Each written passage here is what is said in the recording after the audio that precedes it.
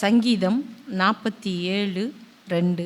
உன்னதமானவராகிய கர்த்தர் பயங்கரமானவரும் பூமியின் மீதெங்கும் மகத்துவமான ராஜாவுமாய் இருக்கிறார். எங்களை நேசிக்கிறதான எங்கள் அன்பின் ஆண்டவரே, இந்த வார்த்தையின் மூலமாக நீர் எங்களோடு இடைப்படும், ஆசீர்வதியும், வழி நடத்தும். இயேசுவின் மூலம் பிதாவே, ஆமேன், ஆமேன். இங்கே நம்ம வாசிக்கிறோம், உன்னதமானவராகிய கர்த்தர் பயங்கரமானவரும் பூமியின் மீதெங்கும் மகத்துவமான ராஜாவுமாய் இருக்கிறார் என்று.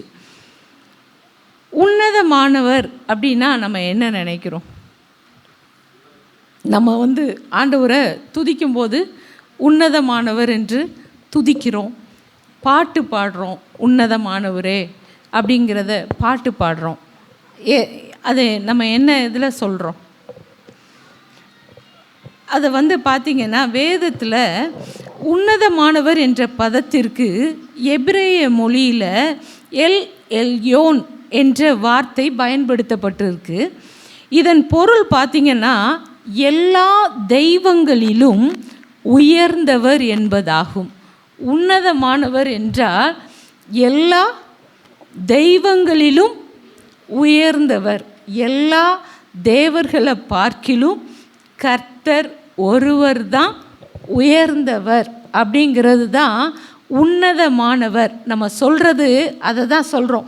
அப்போது உன்னதமானவரின் மறைவில் இருக்கிறவன் சர்வ வல்லவருடைய நிழலில் தங்குவான் என்று சொல்லப்பட்டு இருக்கிறது. அப்போ உன்னதமானவர் அப்படிங்கிற அது என்னன்னா, அவருக்கு நிகராக வேறு ஒன்றுமே இல்லை. அவருக்கு நிகராக வேறு எந்த தெய்வர்களும் கிடையாது. இன்னொன்று, எல்லாம் நம்ம மனுஷங்களால் உருவாக்கப்பட்ட கை வேலையாக இருக்கிறது. அது ஏசாயால சங்கீதத்தில் எல்லாமே என்ன செஞ்சிருக்கு, சொல்லப்பட்டு இருக்கிறது. அவர்கள் மனுஷனால் உருவாக்கப்பட்ட, வார்ப்பிக்கப்பட்ட அது கை வேலையாக இருக்குது, தச்சு வேலையாக இருக்குது. அது பொன்னினால் செய்யப்பட்டதாக இருந்தாலும் சரி, வைரத்தினால் செய்யப்பட்டதாக இருந்தாலும் சரி, எப்படி செய்தாலும் அதை மனுஷங்க தான் என்ன செய்கிறாங்க, செய்கிறார்கள். ஆனால் தேவன், நாம் ஆராதிக்கிற தேவன், அவர் உன்னதமானவர். அவர் எல்லா தெய்வங்களிலும் உயர்ந்தவராயிருக்கிறார். ஹல்லேலூயா. நாம் ஆராதிக்கிற தேவன் எல்லா தெய்வங்களிலும் உயர்ந்தவர். அந்த உயர்ந்தவர், உன்னதமானவர் அப்படிங்கிறத நம்ம ஏசாயால அதிகமாக என்ன செய்யலாம், நம்ம பார்க்கலாம். அங்கே அதிகமாக அந்த இது வருகிறது, உயர்ந்தவர். அந்த ஏசாயா 6:1 இருக்குது, வாசிக்க வேண்டாம். அவர் உயரமும் உன்னதமுமான சிங்காசனத்தில் வீற்றிருக்க கண்டேன் என்று சொல்லுகிறார். அப்போ அந்த உன்னதமானவர் அவர் வாசம் பண்ணுகிற இடம், அது உயரமும் உன்னதமுமான இடத்துல அவர் வாசம் பண்ணுகிறவராக இருக்கிறார். நாம் ஆராதிக்கிற தேவன் அவர் உன்னதமானவர் மாத்திரமல்ல, அவர் வாசம் செய்கிற இடமும் உயரமும் உன்னதமுமான வாசஸ்தலமாக இருக்கிறது. இந்த சங்கீதத்தில் அதான் சொல்லப்பட்டு இருக்கிறது, உன்னதமானவராகிய கர்த்தர் பயங்கரமானவரும். அதை இன்னொரு மொழிபெயர்ப்பில் எப்படி சொல்லப்பட்டிருக்காங்கன்னா, உன்னதமான கர்த்தர் நமது பயத்திற்குரியவர். எப்படியா? பயத்திற்குரியவர். அப்போது அவர் பயங்கரமானவர் நமக்கு சொல்லப்பட்டிருக்கிறது. இங்கே அவர் பயத்திற்குரியவர். அவர் நம்ம அவருக்கு என்ன செய்யணும்? பயப்படணும். பயப்படத்தக்கவர் யார்? மட்டும்தான் கர்த்தர் ஒருவர் மட்டும்தான். ஏன்னா மனுஷனுக்கு பயப்படுகிற பயம் கண்ணியை வருவிக்கும். ஆனால் கர்த்தருக்கு பயப்படுகிற மனுஷனையோ கிருபை சூழ்ந்து கொள்ளும். கர்த்தருக்கு பயப்படுகிற மனுஷன் இவ்விதமாய் ஆசீர்வதிக்கப்படுவான்னு சொல்லிட்டு சங்கீதம் 128 அநேக ஆசீர்வாதங்கள் சொல்லப்பட்டு இருக்கிறது. அப்போது நம்ம பயப்படத்தக்கவர் ஒருவர் இருக்கிறார் அப்படின்னா யாருக்கு தான் பயப்படணும்? கர்த்தருக்கு தான் பயப்படணும். ஏன் அவர் எப்படிப்பட்டவர்? உன்னதமான கர்த்தர். ஆகவே நாம் அவருக்கு என்ன செய்யணும்? பயப்படணும். அவர் ஒருவர் மாத்திரம்தான் பயத்திற்குரியவர். நம்முடைய வேதாகமத்தில் பூமியின் மீதெங்கும் மகத்துவமான ராஜாவுமாய் இருக்கிறார் என்று சொல்லப்பட்டு இருக்கிறது. அந்த மொழிபெயர்ப்பில் பூமி எங்கும் அவர் பேரரசர்.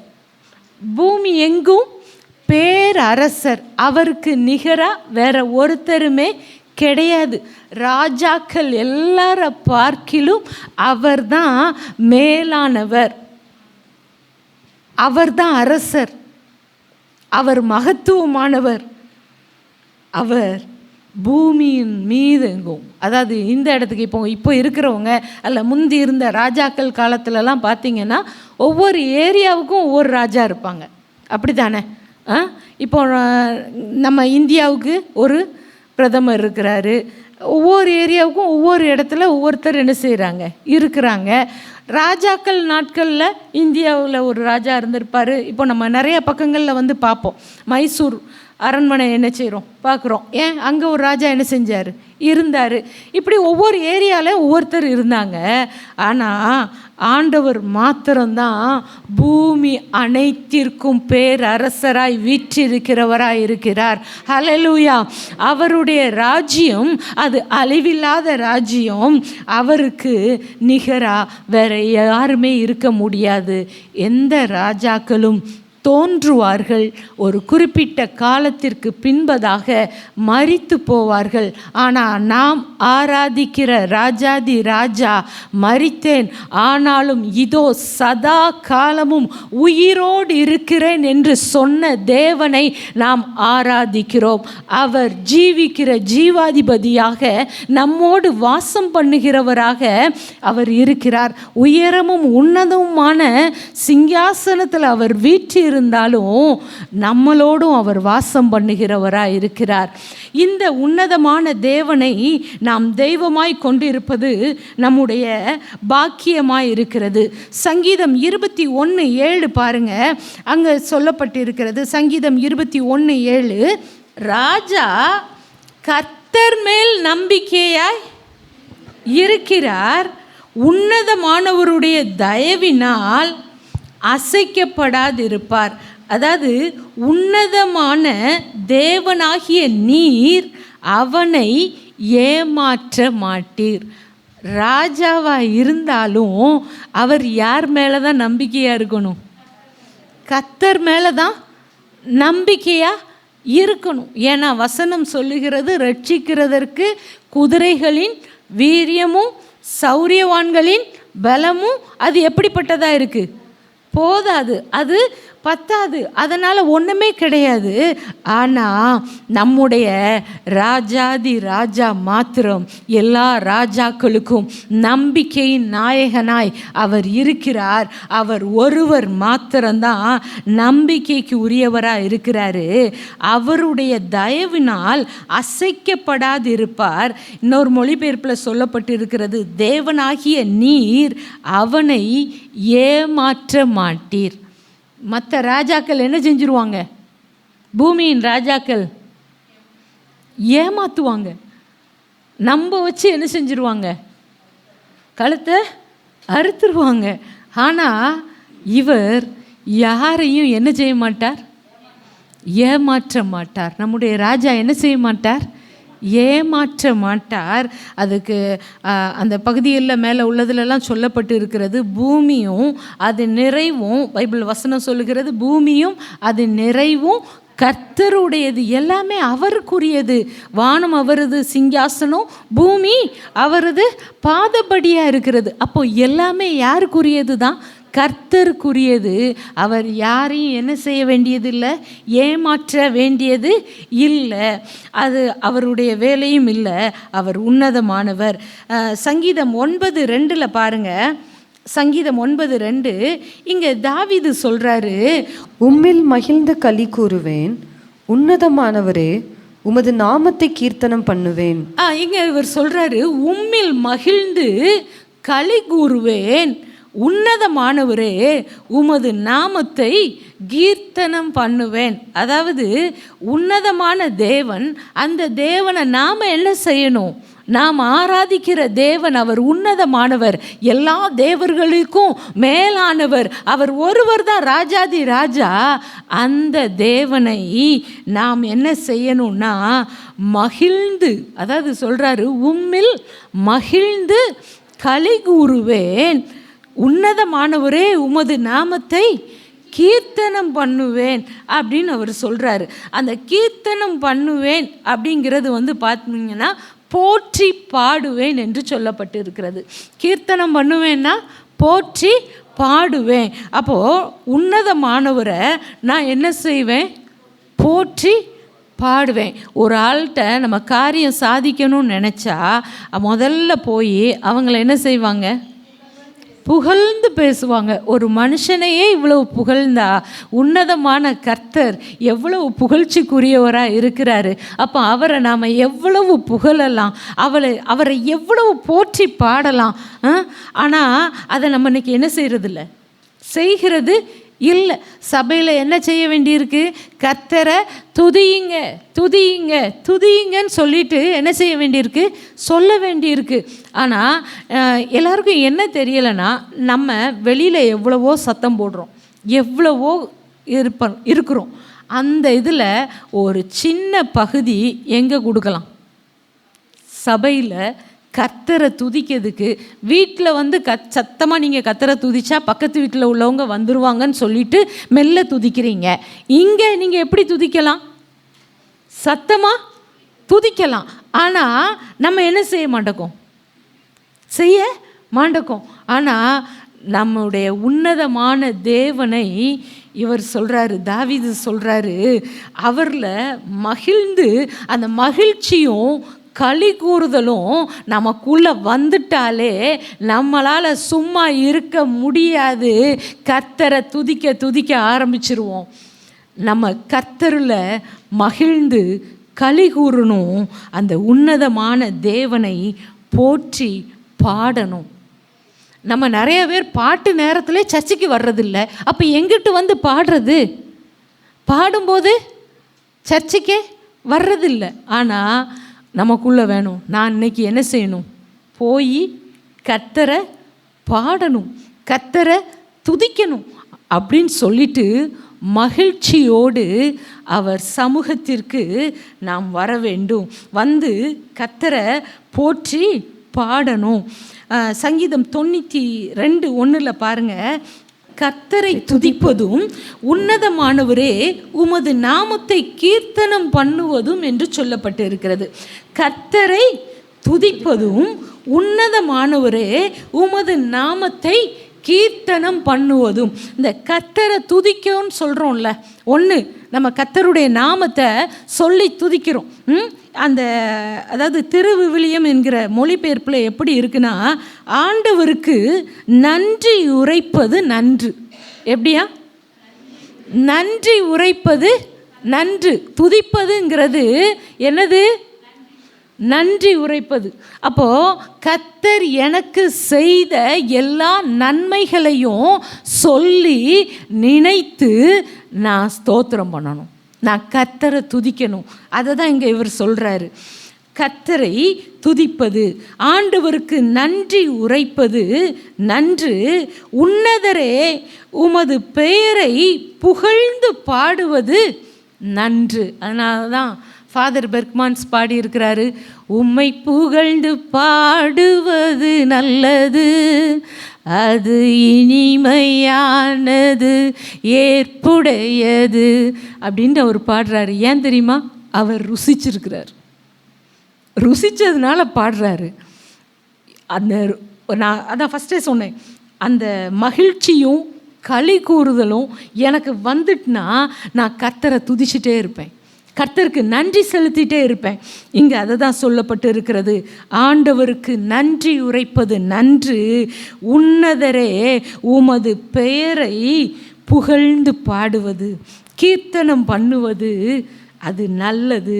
அந்த 8வது வசனத்தில் பாருங்க, கர்த்தாவே நீர் என்றென்றைக்கும் உன்னதமானவராயிருக்கிறீர்.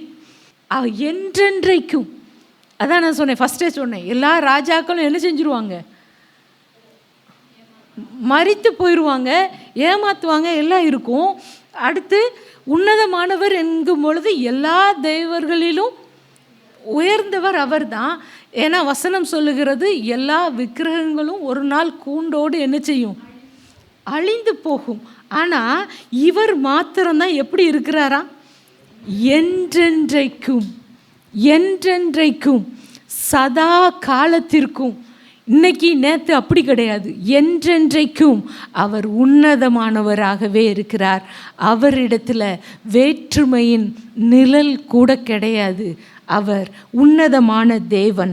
அடுத்ததாக சொல்லப்பட்டிருக்கிறது, கர்த்தாவே உமது சத்துருக்கள் அழிவார்கள், உமது சத்துருக்கள் அழிந்தே போவார்கள், சகல அக்கிரமக்காரரும் சிதறுண்டு போவார்கள். ஆனால் நீர் மாத்திரம் என்றென்றைக்கும் உன்னதமானவராய் வீற்றிருக்கிறவராய் இருக்கிறீர். சத்துருக்கள் அழிந்து போவாங்க, ஆனால் கர்த்தர் என்றென்றைக்கும் உன்னதமான தேவனாய் அவர் நம்மோடு வாசம் பண்ணுகிறவராய் இருக்கிறார். சங்கீதம் 83:17. சங்கீதம் 83:17. யெகோவா என்னும் நாமத்தையுடைய தேவரீர் ஒருவரே பூமி அனைத்தின் மேலும் உன்னதமானவர் என்று மனுஷர் உணரும்படி. இங்கே நமக்கு 17வது வசனத்தில் சொல்லப்பட்டு இருக்கிறது. ERV திருவிவிலியம் இந்த வேதத்துலலாம் இது 18வது வசனமாக இருக்குது.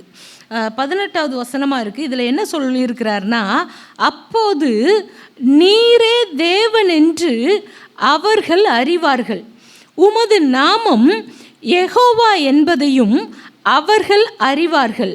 மிக உன்னதமான தேவனாகிய நீர் உலகம் முழுவதற்கும் தேவன் என்பதையும் அவர்கள் அறிவார்கள்.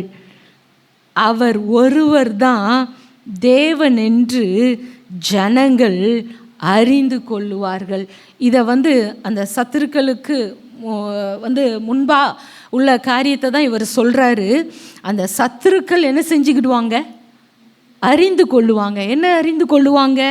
நீர் ஒருவர் தான் தேவன் என்று அவர்கள் என்ன செய்வாங்க? அறிவார்கள். உமது நாமம் யெகோவா என்பதையும் அவர்கள் அறிவார்கள்.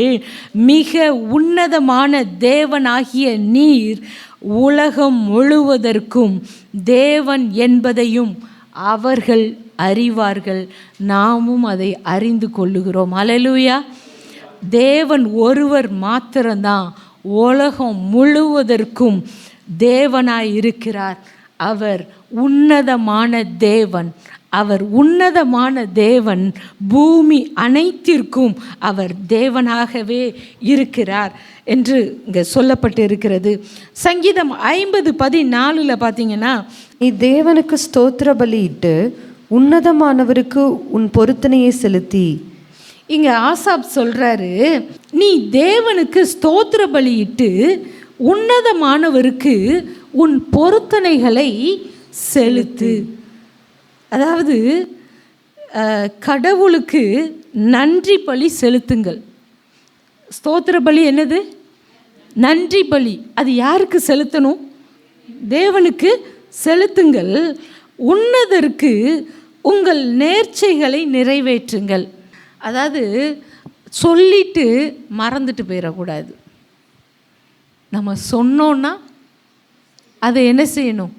நிறைவேற்றணும். அதை தான் வசனம் சொல்லுகிறது. உன்னதற்கு உங்கள் நேர்ச்சைகளை நிறைவேற்றுங்கள். சொல்லிட்டு செய்யாமல் இருக்காதீங்க, அதை செய்யுங்க. இதெல்லாம் எதற்காக நான் சொல்லிட்டு வர்றேன்னா, நாம் ஆராதிக்கிற தேவனை இப்படியெல்லாம் நாம் என்ன செய்யலாம்? கனப்படுத்தலாம். உன்னதமானவருக்கு நன்றி செலுத்துகிறது, அவரை பாடுகிறது, அவரை உயர்த்துகிறது, அவருக்கு பொருத்தனைகளை செலுத்துகிறது. இதெல்லாம் நாம் அவருக்கு செய்யக்கூடிய காரியங்கள். ஆதியாகமம் 14 அதிகாரம் 23வது வசனத்தை பாருங்கள். ஆதியாகமம் 14:23. வானத்தையும் பூமியும் உடையவராகிய உன்னதமான தேவனாகிய கர்த்தருக்கு நேராக என் கையை உயர்த்துகிறேன். இங்கே ஆபிரகாம் சொல்றார், என்ன சொல்றாரு? வானத்தையும் பூமியையும் உடையவராகிய. அதுதான் நம்ம அப்போதே சொன்னோம், வானமும் பூமியும் யாருக்குள்ளது தான்? அவருக்குரியது. அதை தான் இவர் சொல்கிறாரு, வானத்தையும் பூமியையும் உடையவராகிய கர்த்தருக்கு நேராக என் கையை உயர்த்துகிறேன். அவர் அப்படி சொல்கிறாரு. ஏன் அப்படி சொல்கிறாரு அப்படிங்கிறத நம்ம முன்னால் உள்ள பகுதியில் பார்த்தோம்னா, லோத்து என்ன செய்கிறாங்கன்னா பிடிச்சிட்டு போயிடுறாங்க. லோத்து, அவருக்குரியது எல்லாமே சிறையாக கொண்டு போகப்படுகிறாங்க. அந்த 14வது வசனத்தில் சொல்லப்பட்டிருக்கிறது, தன் சகோதரன் சிறையாக கொண்டு போகப்பட்டதை ஆபிராம் கேள்விப்பட்ட போது அவன் தன் வீட்டிலே பிறந்த கைப்படிந்தவர்களாகிய 318 ஆட்களுக்கும் ஆயுதம் தரிப்பித்து தான் என்னும் ஊர் மட்டும் அவங்கள என்ன செய்கிறாங்க, தொடர்ந்து அவங்கள பிடிச்சி எல்லாத்தையும் பொருள்களெல்லாம் என்ன செய்கிறாங்க, மீட்டு எடுத்துகிட்டு வராங்க. அந்த 16வது வசனத்தில் சொல்லப்பட்டு இருக்கிறது, சகல பொருள்களையும் திருப்பி கொண்டு வந்தான். தன் சகோதரனாகிய லோத்தையும் அவனுடைய பொருள்களையும் ஸ்திரீகளையும் ஜனங்களையும் திருப்பி கொண்டு வந்தான். இது ஆபிரகாம் போய் என்ன செய்கிறாரு, செஞ்ச உடனே இந்த சோதோமின் ராஜா என்ன சொல்கிறாரு, அந்த 21வது வசனத்தில், சோதோமின் ராஜா ஆபிராமை நோக்கி, ஜனங்களை எனக்கு தாரும், பொருட்களை நீர் எடுத்துக்கொள்ளும் என்றான். அதற்கு ஆபிராம் சோதோமின் ராஜாவை பார்த்து, ஆபிராமை ஐஸ்வர்ய நான் ஆக்கினேன் என்று நீர் சொல்லாதபடிக்கு நான் ஒரு சரட்டையாகிலும் பாதரட்சியின் வாரையாகிலும் உமக்கு உண்டானவைகள் யாதொன்றையாகிலும் எடுத்துக்கொள்ளேன் என்று. இப்போதான் அவர் என்ன சொல்கிறாருன்னா, சோதோமின் ராஜா சொல்கிறாரு, நீர் ஜனங்களை எனக்கு தாரும், பொருள்களெல்லாம் நீர் என்ன செய்யும், எடுத்துக்கொள்ளும். அப்போ இவர் சொல்கிறாரு, இல்லை, எனக்கு யார் தான் என்னை ஆசீர்வதிச்சதா இருக்கணும், வானத்தையும் பூமியையும் உடையவராகிய உன்னதமான கர்த்தர் என் கையை உமக்கு நேராக நான் என்ன செய்ய மாட்டேன், நீட்ட மாட்டேன். உமட்ட இருந்து இதை நான் வாங்க மாட்டேன். நான் வாங்கினது யார்கிட்ட இருந்து தான் இருக்கணும், கர்த்தருக்குனே. அதனால தான் சொல்கிறாரு, நான் வானத்தையும் பூமியையும் உடையவராகிய அந்த உன்னதமான கர்த்தருக்கு நேராக என் கையை உயர்த்துகிறேன். இதுக்கு முந்தின வசனத்தில் தான் போன வாரம் பாஸ்டர் நம்ம கூட பேசினாங்க.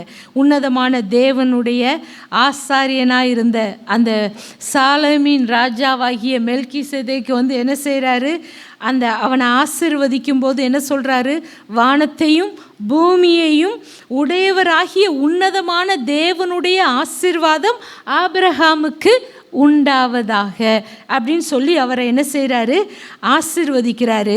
அடுத்து சொல்கிறாரு, உன் சத்துருக்களை உன் கையில் ஒப்பு கொடுத்த உன்னதமான தேவனுக்கு ஸ்தோத்திரம் என்று சொன்னான் என்று சொல்லப்பட்டிருக்கிறது.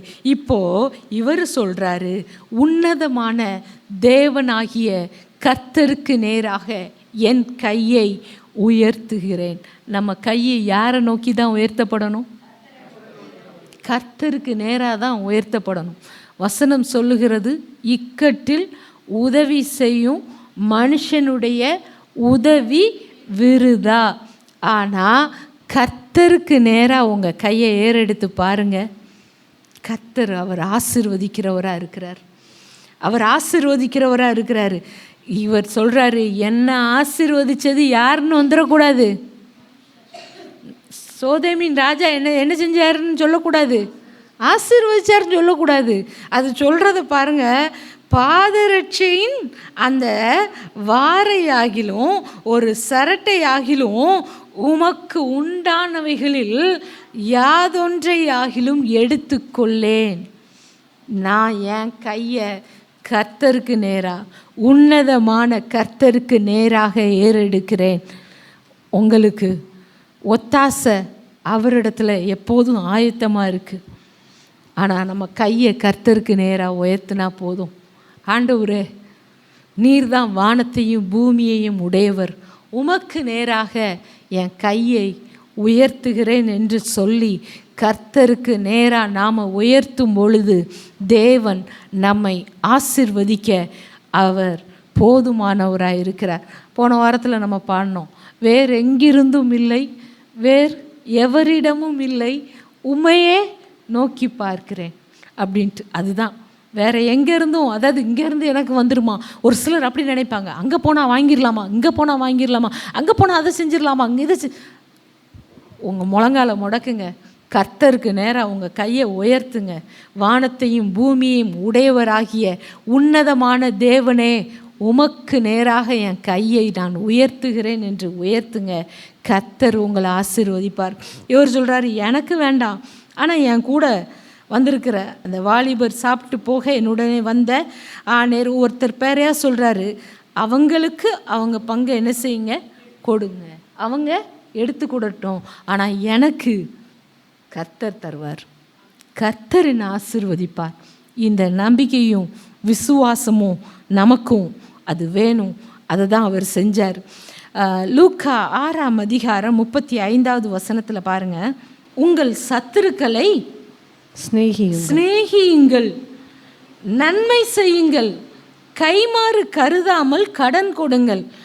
அந்த இன்னொரு மொழிபெயர்ப்பில் ERVயில் என்ன சொல்கிறாங்கன்னா, திரும்ப கிடைக்கும் என்கிற நம்பிக்கை சிறிதும் இல்லாவிடினும் கூட கடன் கொடுங்கள். எனக்கு இவங்க திரும்ப தருவாங்க அப்படிங்கிற நம்பிக்கை கொஞ்சம் கூட இல்லட்டாலும் அவங்களுக்கு என்ன செய்யுங்க, கடன் கொடுங்க.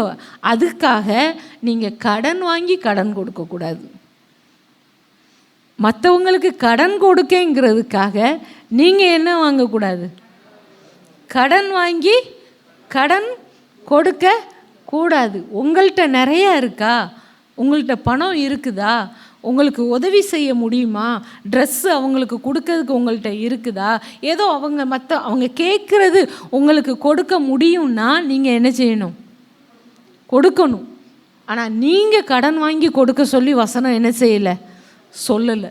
உங்கள்கிட்ட இருந்தால் கொடுங்க, இல்லாட்டி கொடுக்காதீங்க. அதுவும் கொடுத்துட்டு எனக்கு கட்டாயம் நீ இப்போ தரலை அப்படின்னு என்ன பண்ணக்கூடாது, ஃபைட் பண்ணுறது, அவங்கள்ட்ட போராடி அதனால் சர்ச்சுக்கு அவங்கள வரவிடாமலே என்ன செஞ்சிடக்கூடாது, பண்ணிடவும் கூடாது. ஆனால் இங்கே வசனம் சொல்லுகிறது, திரும்ப கிடைக்கும் என எதிர்பார்க்காமல் நீங்கள் செய்யணும், எதிர்பார்க்காமல் கடன் கொடுக்கணும். அப்பொழுது உங்கள் பலன் மிகுதியாக இருக்கும், உன்னதமானவருக்கு நீங்கள் பிள்ளைகளாக இருப்பீர்கள். நான் ஃபஸ்ட்டு சொன்னேன், உன்னதமானவரை நம்ம என்ன செய்யணும், பாடணும், போற்றணும், அவரை துதிக்கணும், அவருக்கு நன்றி செலுத்தணும், அவருக்கு பொருத்தனைகளை செலுத்தணும், அவருக்கு நேராக நம்முடைய கையை எடுக்கணும்.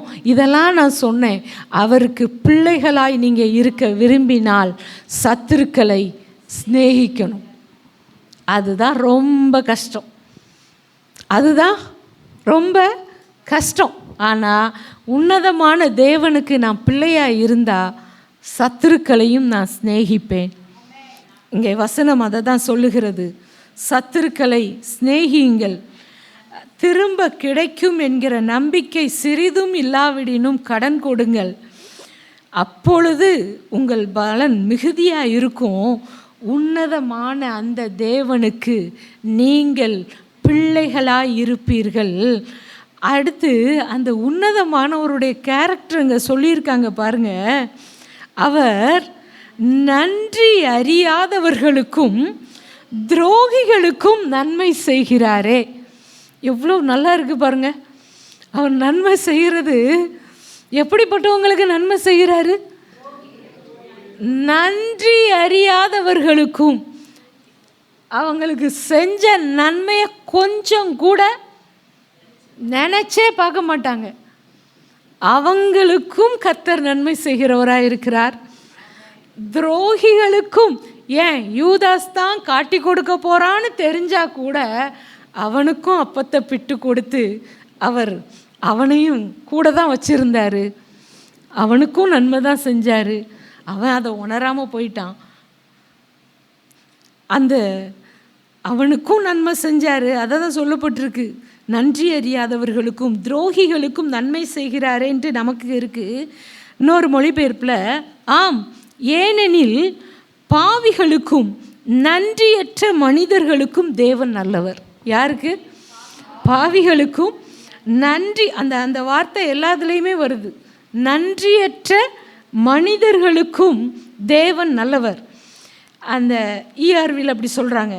திருவிவிலியத்தில் சொல்லப்பட்டிருக்கு, ஏனெனில் அவர் நன்றி கெட்டோருக்கும் பொல்லாதோருக்கும் நன்மை செய்கிறார். எப்படி நன்றி கெட்டவங்களுக்கும் பொல்லாதவர்களுக்கும் கூட அவர் என்ன செய்கிறவராக இருக்கிறார்? நன்மை செய்கிறார். அவருடைய பிள்ளைகளாய் இருக்கிற நாமும் அவரை போல நன்மை செய்கிறவர்களாக இருக்கணும்.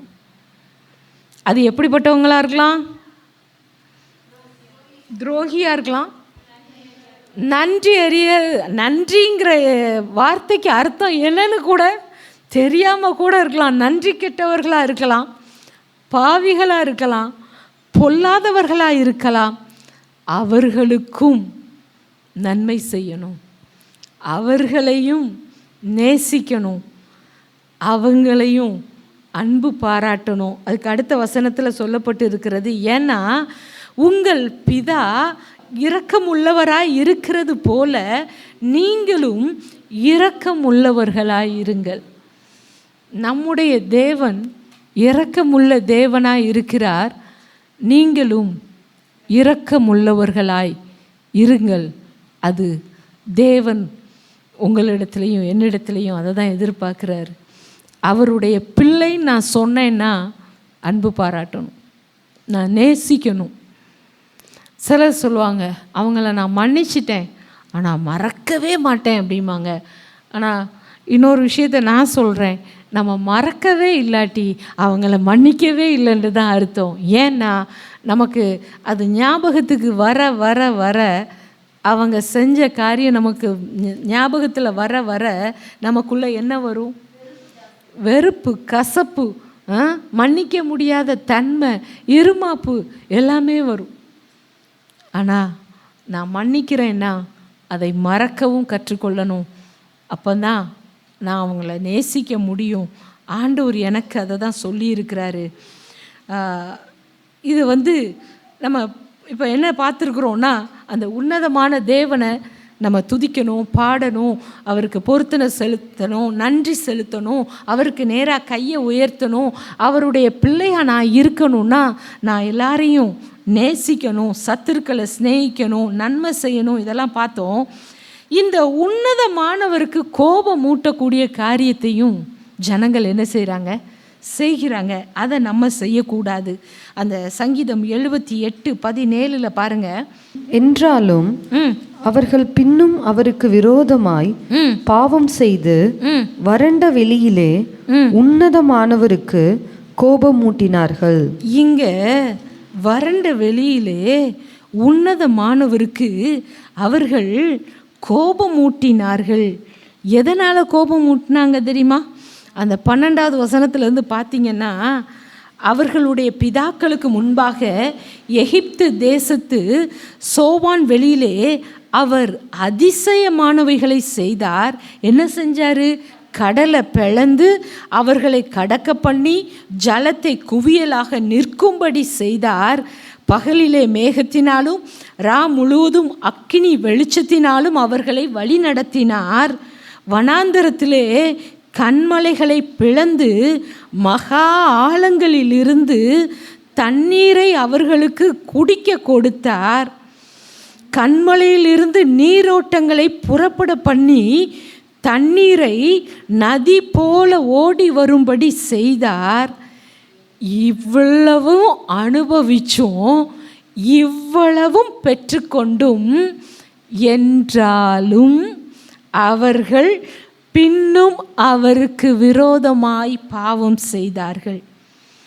என்றாலும் எப்படி பாருங்க, எல்லாம் அனுபவிச்சும் நன்றி அறிதல் இல்லை. நன்றி அறிதல் இல்லாததுனால அவங்க கர்த்தருக்கு கோபத்தை மூட்டினாங்க. நாம் அப்படி இருக்கக்கூடாது.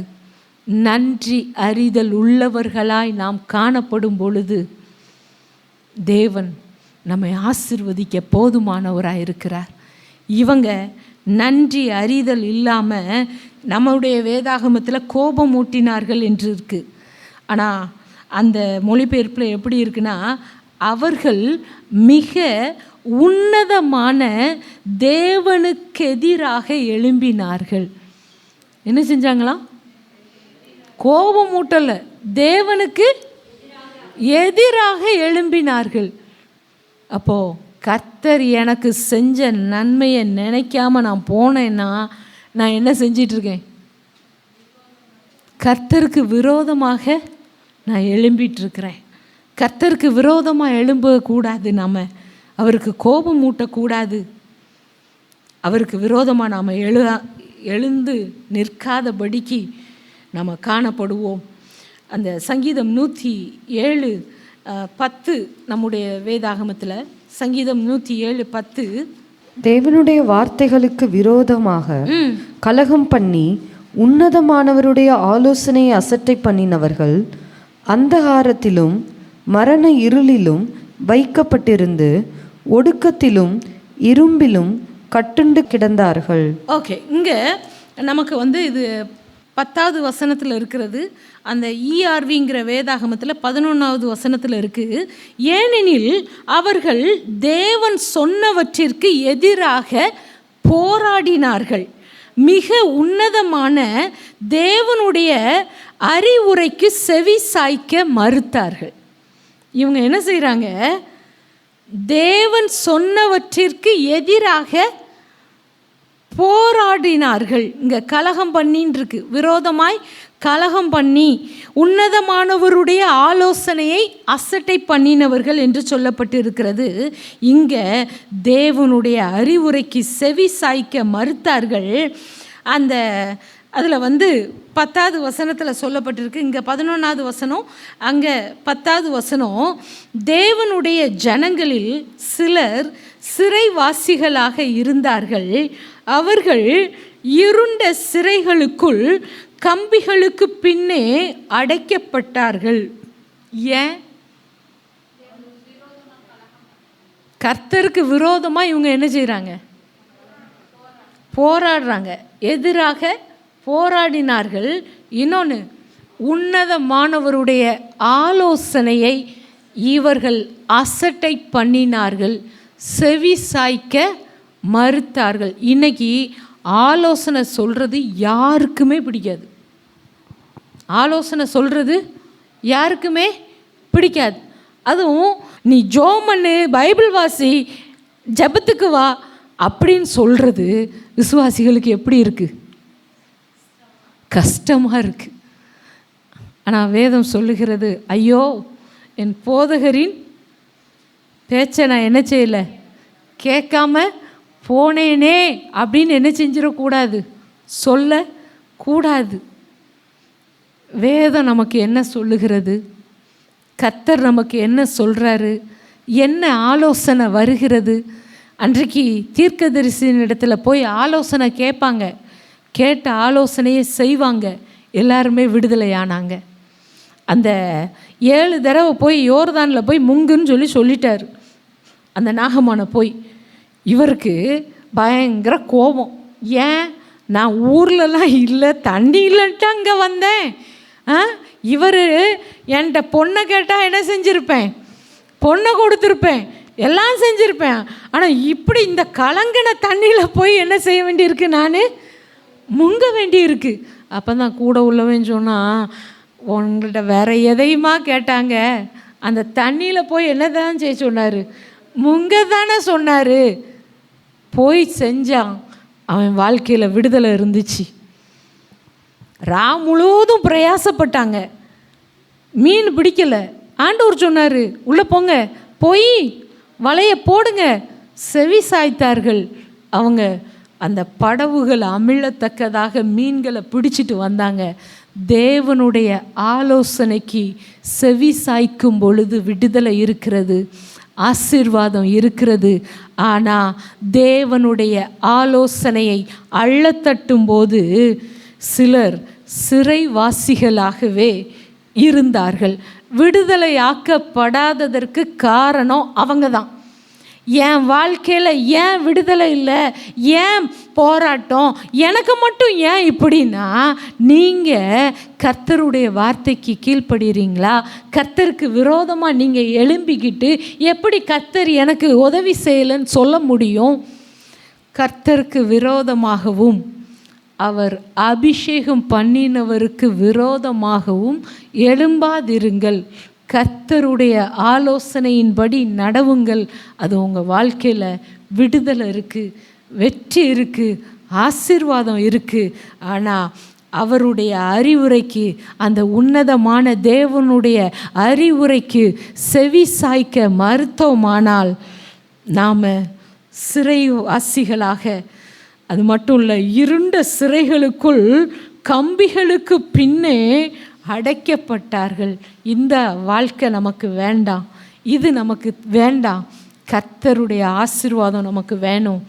ஆபிரகாமை போல, தாவீதை போல, தாவீது சொல்கிறார்ல, நான் கர்த்தரை பாடுவேன், கர்த்தருக்குள்ள மகிழ்வேன், களி கூறுவேன், அவருடைய நாமத்தை போற்றுவேன், அவருக்கு நன்றி செலுத்துவேன். அந்த உணர்வோட ஆபிரகாமை போல நான் கர்த்தருக்கு நேராக என் கையை ஏறெடுக்கிறேன் என்று நாம் காணப்படுவோம். ஆண்டவர் நம்மை ஆசீர்வதிப்பாராக. ஜெபிக்கலாம். எங்களை நேசிக்கிறதான எங்கள் அன்பின் ஆண்டவரே, இந்த நாளிலேயும் தாவீதை போல, ஆபிரகாமை போல நாங்கள் காணப்படணும். ஆண்டவரே, நீர் எங்களுக்கு செய்த நன்மைகளுக்கு நன்றி அறிதல் உள்ளவர்களாக இருக்கணும்ப்பா. நன்றி அறிதல் இல்லாதவர்களாய் நாங்கள் இருக்கக்கூடாது. ஆண்டவரே, உம்மை போல சத்துருக்களை நேசிக்கிறவர்களாக, சிநேகிக்கிறவர்களாக காணப்படணும். ஆண்டவரே அப்பா, நன்மை செய்கிறவர்களாக காணப்படணும். அப்படிப்பட்ட கிருபையை எங்களுக்கு தாங்க ஆண்டவரே. நாங்கள் அப்படி செய்யும் பொழுது உன்னதமான தேவனுடைய பிள்ளைகளாக இருப்போமே. அந்த பாக்கியத்தை பெற்றுக்கொள்ள எங்களுக்கு நீங்கள் உதவி செய்யுங்கப்பா. உமக்கு விரோதமாக நாங்கள் எழும்பக்கூடாது ஆண்டவரே.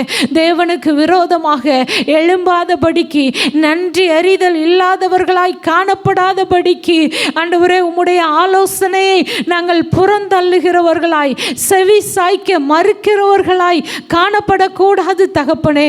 உம்முடைய ஆலோசனைகளுக்கு கீழ்ப்படிய எங்களுக்கு நீர் உதவி செய்யும்படியாக ஜெபிக்கிறோம். உம்முடைய கரத்தில் எங்களை தாழ்த்தி அர்ப்பணிக்கிறோம். ஆசீர்வதியும் வழி நடத்தும். துதிகன மகிமையெல்லாம் உமக்கு செலுத்துகிறோம். மீட்பர் இயேசுவின் மூலம் ஜெபங்களும் ஜீவனுள்ள நல்ல பிதாவே, ஆமென்.